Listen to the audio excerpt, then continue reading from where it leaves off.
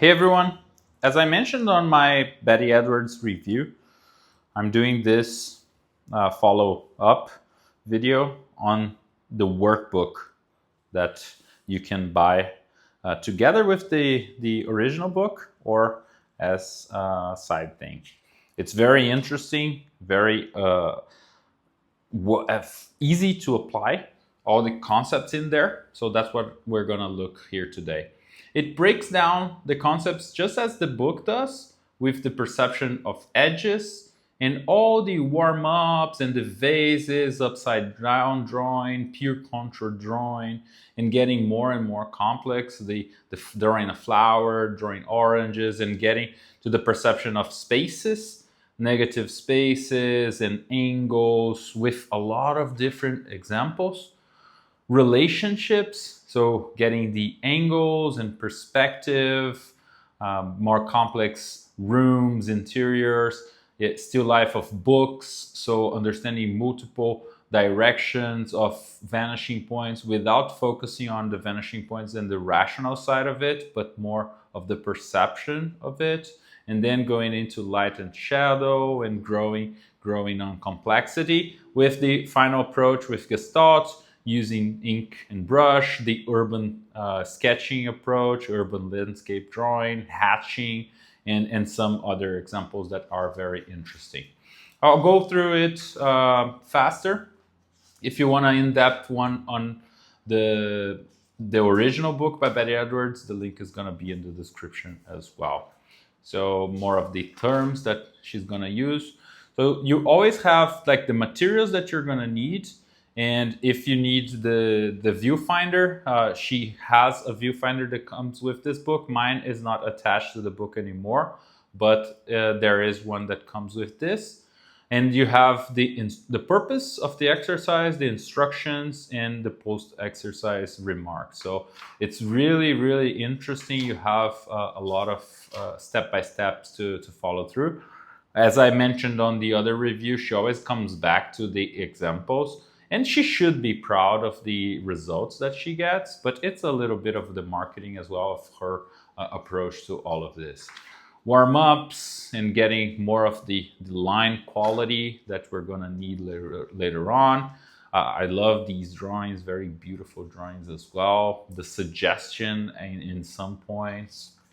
Drawing the vases, so if you don't want to copy one, there is for left-handers and for right-handers, maybe you want to try out and draw with both. We have a great example of the artist Karl Kopinski that draws with both hands.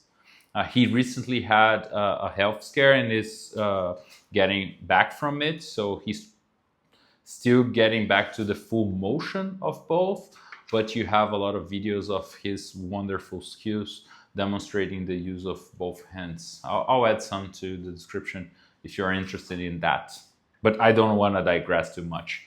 This is the most famous example, I think, from her methodology and from this book, the drawing, The Portrait of Igor Stravinsky by Pablo Picasso. This is more of a simplified approach, but if you try to draw a horse in here, you have a problem. Like, try to look at shapes and forget that this is a horse. This is why this one is easier, because it's easier to forget that this is a face upside down and so on, and focus on the shapes. This is a very therapeutical process. You will enter the flow state and just go with it. Take your time, relax, breathe, and focus on deconstructing everything. It's going to be a very interesting, relaxing process as well. You will fail, but over time, you will get better and better and trust more of the process. Here, it gets way more complicated, but you start really learning from the quality of the drawing as well, the focus on the line values and the line weight and where you're putting contrast, the interest, the point of interest, focal point of your image, and so on. A drawing by Egon Schiele. So even broadening your sources of references. I love that she has Egon Schiele here as well. Normally we don't see that much. The pure contour drawing, if you're going into the art therapy kind of side of it, you probably have seen this pure contour drawing, but it's also a great way to educate your perception. So going a little faster here, using the viewfinder and drawing your hand in multiple angles, and then drawing a flower. This is an example by Betty Edwards herself, drawing a peeled orange, and then jumping into negative and positive shapes. If you're drawing vegetation, as I mentioned on the review from her full book, it's gonna be really important to understand negative and positive shapes. If you can see the silhouette here and here, that really works for vegetation, even connecting some of the shapes together. And you can leave it as that, especially if you're going into ink, more of a watercolor approach. There are lots of value in this.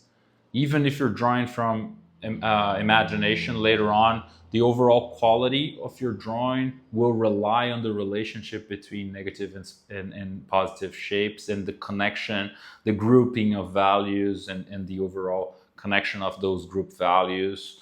This is really, really big. So don't underestimate the power of learning to see in positive and negative shapes. You see beautiful draftsmen like Sergio Toppi. There are lots of connections of black and white. All the noir kind of movie and comics direction, there's a lot of negative and positive shapes in there for you to learn from. Sports photograph, this is beautiful, beautiful use of negative and positive shapes. Even the lines on the floor and that relationship goes a long way, and how she is thinking about this. This is really, really great. I think this is the best part of the book. And also copying from masters. We don't usually see drawings by Van Gogh, so it's very interesting to see that and take the time to slowly copy the angles and the cross-hatching and learn from it as well. Drawing the open door. I did a video on the perspective side, so it's the more rational side that you can learn from an opening door. And here you can do the same with your perception of angles, and then get more complicated with the side of a room. And I also did a video on the importance and how you can learn from drawing around the house. I'll add to the description as well. Lots of exercises that have big relationships with what she's saying here. The still life of books, and understanding multiple points of perspective, the understanding of ellipses, but not through the mathematics of the perspective and the construction, as I mentioned on a lot of other videos, but also on the perception side. This is really good. I highly recommend. I did a review on Perspective Made Easy, the book by Ernest Norling. It's a great approach to this as well, to understand where the eye level is and everything that is above and below the eye level. She's not using the horizon line as a guide, but the perception will tell you where the horizon line is just by the angles. John Singer Sargent, once again, you can learn a lot from the positive and negative spaces in here and all the beautiful design of those lines and shapes, but also the quality of the cross-hatching, hard edges versus soft edges, point of interest, and how to guide the eye. There are lots of learn from copying this, and you get that in your perception as a whole for the next time you are drawing from the model, life drawing, or even drawing from photographs. You can apply a lot of what you have learned in here. Proportions of the head and the profile. She doubles down on this because this is what she mostly teaches on her course. She wants the awe factor of drawing a head, so she goes into this a lot. I've talked about this on the book, but breaking down big spaces and small spaces and understanding what you can use as an anchor point, as well as the quality of line and control of the lines on the face versus the hair and the back of the head, the more loose and even not connected, more closed line approach and more open shapes, and you can use that in a lot of different ways. Once again, the portrait. I love this example of the flag. So even, especially if you're drawing clothing and so on, this will go a long way. So a student's pre-instruction drawing and a post-instruction drawing of a flag. This is very big in understanding those shapes. You can look at a John Singer Sargent as a great example of those shapes in the Gestalt and the application of composition and design of shapes and everything. Lighting with eggs. So simple things that you have around the house that she focused here on your drawings. The more no-tan approach, black versus white. We talked about noir examples and so on that you can learn from. Full face portrait, and like getting to the end, and once again like her marketing part and everything. Using ink and brush, I don't recommend using ink in here. This is very light paper, so I don't think it will get really well. You can potentially like rip this off and use the ink in it, but I think it's gonna be a little bit of a mess. Urban sketching, I'll have other books on this, as I mentioned during the other review, but perspective for urban sketchers and focusing on reading angles and everything. And putting it all together, figure drawing and crosshatch, and learning more of the crosshatch direction and the direction of the form that you're going through. And finally, some other examples. So 40 exercises to really help you evolve and have fun. I think this is really, really great. So take your time through the book. You have some extra empty spaces here to draw from. And it's really, really interesting. Doesn't matter if you're starting out.